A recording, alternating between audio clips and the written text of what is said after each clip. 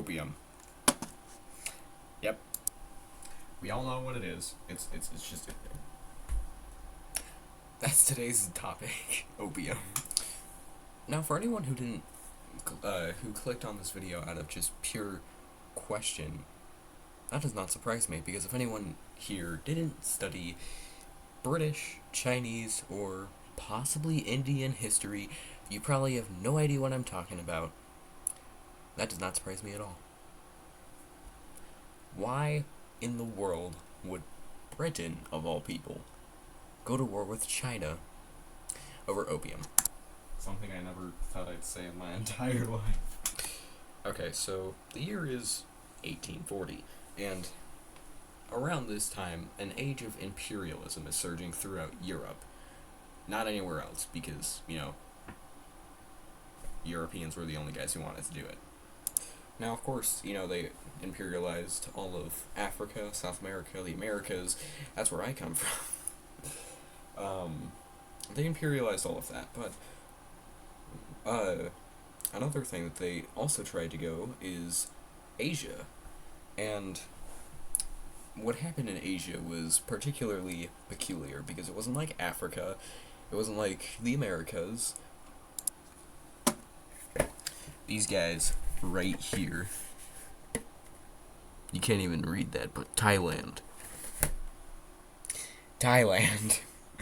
they were the only guys who successfully resisted any sort of European force. But that's not what this video is about.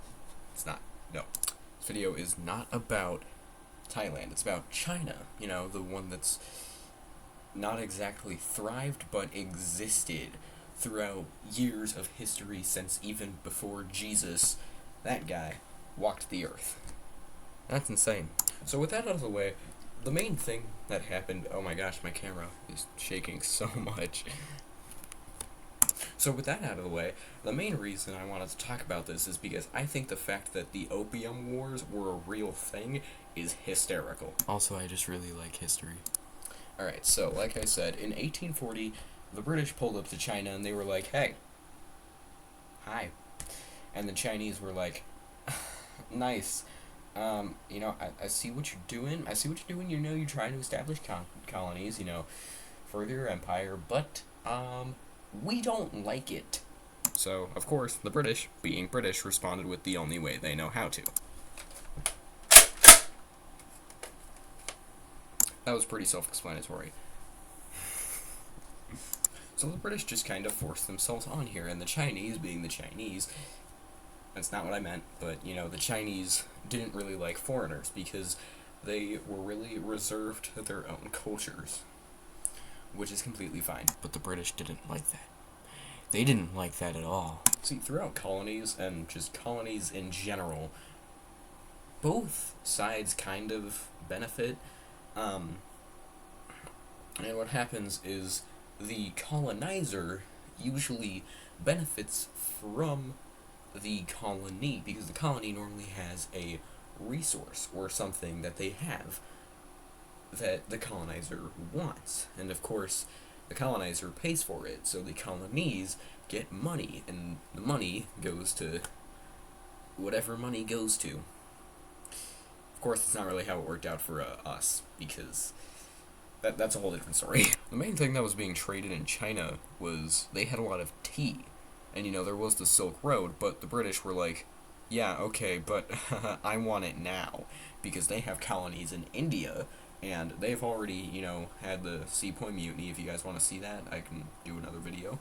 But in exchange for tea, the British gave the Chinese money, yes, obviously, and opium. I'm not even sure about the money. I think it was just opium. Yeah, it was just opium. Now, honestly, the higher-ups in China weren't too happy about their entire population having easy access to getting high off of opium, of all things. So they told the British, and they said, hey, stop exporting opium into our country. And obviously the British, being the British, said, what are you gonna do about it? They went to war. That's what they did about it. Aside from war, they also kind of dumped, I think it was like 2,000 chests of opium into the sea because they wanted it out of their country. They also blockaded Canton, which present day, I'm gonna butcher this name, but Guangzhou, I think is how you say it. I don't speak Chinese.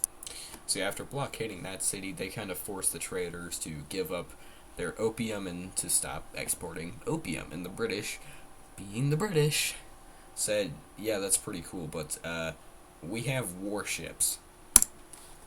Yep. Yeah, apparently the Chinese's weakness is warships because the British absolutely obliterated the Chinese, and they were eventually defeated. In the end, they signed the Treaty of Nanjing, or Nanjing, or however, Nanjing, maybe? I don't... Anyway, they signed the treaty, and China was held responsible, and they had to pay all of the expenses, which I think is stupid. But the British won, so they get to decide the terms. But it's still stupid. So yeah, in the end, yeah, they just kept exporting opium because, you know, nothing was gonna stop them. That's all, I guess. I hope you enjoyed me talking about opium in China. Yep. Alright. When the next video comes out.